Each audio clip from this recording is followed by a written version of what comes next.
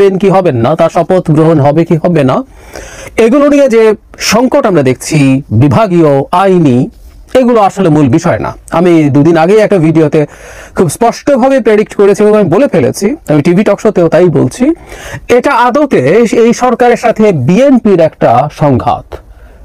সরকার পরিকল্পিতভাবে কাজটা করছে। সরকার সম্ভবত, বা আমরা নিশ্চিতভাবেই বলতে পারি এভাবেই, বিএনপি শক্তি পরীক্ষা করতে চাইছে। এটা একটা টেস্ট কেস। সুতরাং এই লড়াইটার দিকে আমাদের দৃষ্টি থাকা দরকার এবং বাংলাদেশের স্বার্থে, ভবিষ্যতের স্বার্থে এই লড়াইয়ের ফলাফল সম্ভাবনা আছে। সর্বশেষ যেটা হলো, গতকাল জনাব আসিফ মাহমুদ ফেসবুকে স্ট্যাটাস দিয়েছেন, জনাব ইশরাক কথা বলেছেন ফেসবুকে, এবং জাতীয় নাগরিক পার্টি এনসিপির খুবই গুরুত্বপূর্ণ নেতা জনাব হাসনাত আব্দুল্লাহ মাঠে নেমে গেছেন। মানে আসিফ মাহমুদ তো সরকারের সাথে বিএনপির একটু সমস্যা হচ্ছে, রীতিমতো হুমকির ঢঙে কথা বলছেন হাসনাত আব্দুল্লাহ। মানে আমরা বহুদিন থেকে যে কথাটা বলছিলাম, এই সরকার আর এনসিপি আসলে একই জিনিস, একটা আরেকটার এক্সটেনশন, এতে কোনো সন্দেহের কিছু নেই। যাই হোক, আমরা আসবো সেই জায়গায়। জনাব আসিফ মাহমুদ সজীব ভুঁইয়া খুব দীর্ঘ একটা স্ট্যাটাসে কারণ দেখিয়েছেন কেন জনাব ইশরাক হোসেনকে শপথ নেওয়ানো যাবে না। 10টা কারণ দেখিয়েছেন, এর মধ্যে লিগাল অনেক কিছু আছে। লিগাল আলোচনা আমি আসলে ঢুকছি না, কেন ঢুকছি আমি আসবো সেটা পরে। কিন্তু শেষ অংশে তিনি যা বলেছেন, এই জায়গাটা সবচেয়ে ইম্পর্টেন্ট। আসিফ মাহমুদ বলছেন, যথাযথ প্রক্রিয়া অনুসরণ না করে এবং গায়ের জোরে আদায় করার উদ্দেশ্যেই নগর ভবন বন্ধ করে মহানগর বিএনপি এই আন্দোলন চালাচ্ছে। ফলে সিটি কর্পোরেশনের দৈনন্দিন কাজ ব্যাহত হওয়া সহ জনদুর্ভোগ সৃষ্টি হয়েছে। সরকার বিভাগে শপথ দিতে কোনো সমস্যা নেই। পোস্টে একটি ছবিও যুক্ত করেছেন, তিনি লিখছেন, ওখানে আমরা দেখেছি যে তার ছবিতে জুতা মারা হচ্ছে, এরকম একটা ছবি।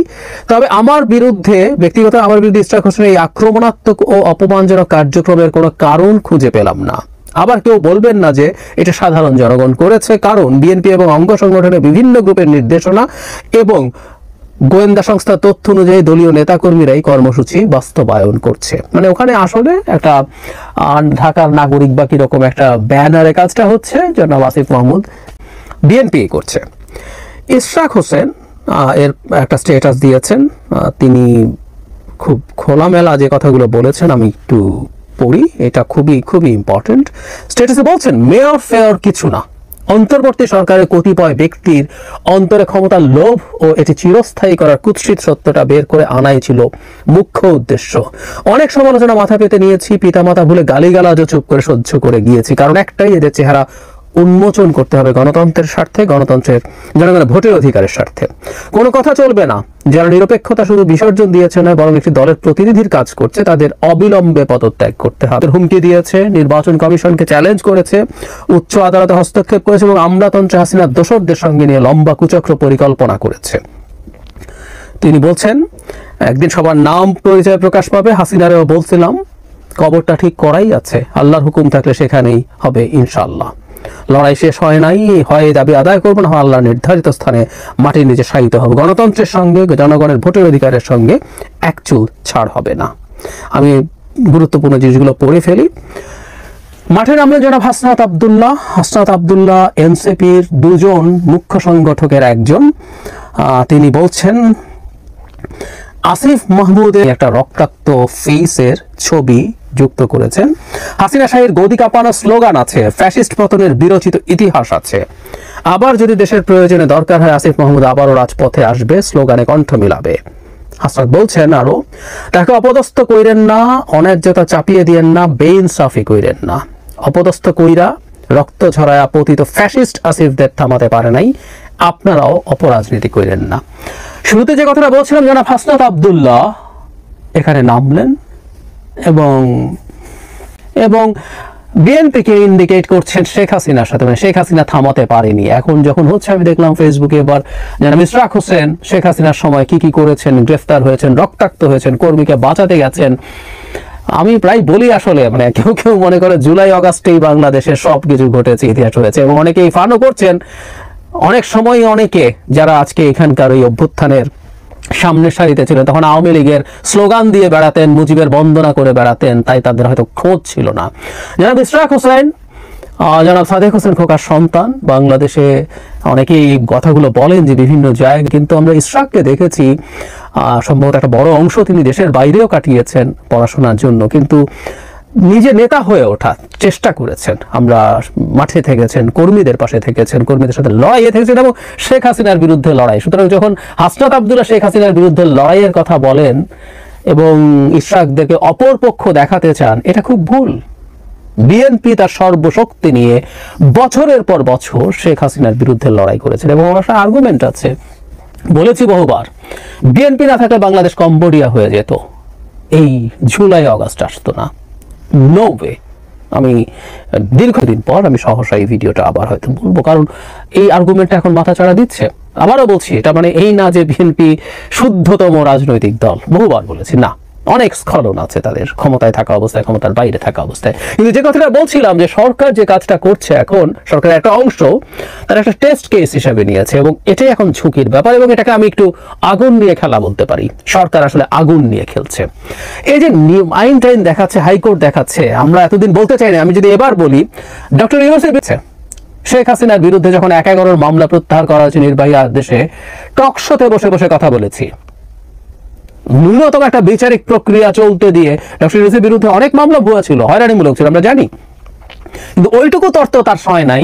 তিনি শেখ হাসিনার মতো করে মামলা প্রত্যাহার করেছেন। শেখ হাসিনাকে আমরা তীব্র সমালোচনা করেছিলাম তিনি ক্ষমতাকে এভাবে ব্যবহার করার কারণে, করেছেন। আরো বহু বহু ক্ষেত্রে বাংলাদেশের আইন কানুন কত কি আছে এগুলো আমাদের জানা আছে, প্রসিডিউরাল জায়গা থেকে বলছি। সুতরাং যে হাইকোর্ট এখন জনাব আসিফ দেখাচ্ছেন সেটা আদতে জনাব ইশরাককে, বা আমি ব্রডার সেন্সে যদি বলি, বিএনপির শক্তি পরীক্ষা করার জন্যই তারা কাজটা করছে। নির্বাচন যদি তারা পেছাতে চান তখন বিএনপি ঠিক কি করতে পারে, কতটুকু শক্তি প্রদর্শন করতে পারে, সেটার একটা টেস্ট কেস হিসাবে তারা এখন মাঠে আছেন। অথবা অনেক ক্ষেত্রে বিএনপির বেশ কিছু না চাওয়ার কারণে সরকার কিছু কিছু কাজ, বা এনসিপি, বা এভাবে বলা ভালো, পেছনে নাকি অনেক কুশীলব আছে, দু একজন সিরাজুল আলম খানও নাকি আছে, তারা মনে করেছেন বহু ক্ষেত্রে তারা বিএনপির জন্য বেশ কিছু পারে নাই। সুতরাং তারা বিএনপিকে একটা লেসন দিতে চায়, এই শক্তিটা জানিয়ে দিতে চায়, যাতে ভবিষ্যতে বিএনপি তাদের বিরুদ্ধে কোনো না কোনোভাবে লড়াই করতে আসলে, আমি সিম্পলি ব্যাপারটাকে সেটা মনে করি। জনাব ইশরাকের ফেসবুক স্টেটাসে একই ধরনের ইঙ্গিত আছে। আমি আমার আগের ভিডিওতেও আসলে এটাকে ওভাবেই ফ্রেম করার চেষ্টা করছি এবং এখন থেকে সামনে ক্রমাগত এই ঘটনাগুলো ঘটবে। আমরা খেয়াল করেছি খুলনা প্রকৌশল বিশ্ববিদ্যালয় কুয়েটের ভিসিকে সরানো নিয়ে, পরে ইভেন ঢাকা ইউনিভার্সিটির ভিসিকে কেন্দ্র করে মূলত আসলে এই পারস্পরিক পাল্টাপাল্টি শক্তি পরীক্ষার প্রক্সিতে আসলে এগুলো পরিণত হয়েছে। এই লড়াইটাও সেটা খুবই দুর্ভাগ্যজনক, কিন্তু এই লড়াইটা সম্ভবত ইনএভিটেবল ছিল। দুর্ভাগ্যজনক এই বা অন্য শব্দ, এই যে এনসিপি বা আরো যারা আছেন, এই মুহূর্তে শেখ হাসিনার কোনো লোক এখানে নেই। মূলত যারা আছেন প্রত্যেকে শেখ হাসিনার বিরুদ্ধে লড়াই করা মানুষ। কিন্তু সেটার পরে বাংলাদেশের একটা গণতান্ত্রিক ট্রান্সফরমেশন যেভাবে হওয়ার কথা ছিল, যে রোড ম্যাপ হওয়ার কথা ছিল, সেটা থেকে এই সরকার সরে এসছে পুরোপুরি। এবং ডক্টর ইউনূসকে আমরা শেখ হাসিনাকে বিদ্রুপ করতাম ভুল বুঝিয়ে। তাহলে যদি আমরা এভাবে বলি, সরকারের একটা অংশ যা করছে ভুল বুঝিয়ে বললেও খুব হাস্যকর। যে মানুষকে ভুল বোঝানো যায় সেই মানুষটাই বাংলাদেশের এরকম টাফ সময়কে দায়িত্ব নেওয়ার উপযোগী। আবার যদি ভুল না বোঝানো হয় তাহলে তো এটার পার্ট। সো আমরা দেখতে পাচ্ছি ভেরি মাচ দেখতে পাচ্ছি এরকম একটা প্লট চলছে এবং সেই প্লটের অংশ সরকার বা সরকারের একটা অংশ এটার সাথে জড়িত হয়ে পড়ছে এবং একটা অংশকে বিরুদ্ধে। কারণ হলো যে দলটা নির্বাচন দিলে ক্ষমতায় যাবে, তাকেই এখন থেকে নানাভাবে নানা রকম ভাবে তার বিরুদ্ধে দাঁড়িয়ে তাকে ব্যাকফুটে ফেলে দেওয়া। খুবই দুর্ভাগ্যজনক, কারণ একটা সংঘাতময় পরিস্থিতি তৈরি করবে। সংঘাত আসলে টু সাম এক্সটেন্ট অনিবার্য হয়েই যাবে, কারণ বিএনপি একটা বুঝজোয়া রাজনৈতিক দল, সে নির্বাচন চায়, সে ক্ষমতায় যেতে চায়, প্রত্যেক দলই ক্ষমতায় যেতে চায়। ক্ষমতায় যাওয়ার মতো ন্যূনতম কোনো জনসমর্থন না থাকার পরও এনসিপির লোকজন বিভিন্ন মন্ত্রণালয়ে কি করে বেড়ায়, এখন না 5 আগস্টের পর থেকে জামায়াতের লোকজন কি করে বেড়ায় আমরা জানি, তো এগুলো জানা গেছে। সুতরাং ক্ষমতায় যেতে চায় সবাই। বিএনপি ক্ষমতায় গেলে হচ্ছে খুব অসাধারণ সুশাসন দেবে, আমাকে ভুল বুঝবেন, আমি সেটা ক্লেম করছি না। আমাদের তখনও আবার ফাইট থাকবে, আমি মনে করি তখনও সেই ফাইটটা আমাদের সবাইকে করতে হবে, কিন্তু একটা গণতান্ত্রিক ব্যবস্থার মধ্যে দেশকে ঢুকতে হবে না।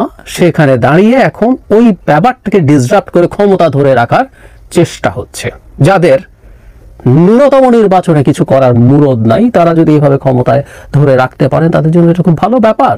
কারণ বিএনপি যদি ক্ষমতায় আসে ইলেক্টেড হয়ে কোথায় যাবে, প্রভাব প্রতিপত্তি, ডিসি ট্রান্সফার, ওই বিশ্ববিদ্যালয়ের ভিসি যে নিয়োগ করো, ওইখানে সচিব নিয়োগ করো, ট্রান্সফার করো, এই সব ক্ষমতা কোথায় উবে যাবে সেটা তো অনেকে ছাড়তে চাইবেন না, চাইছেন না।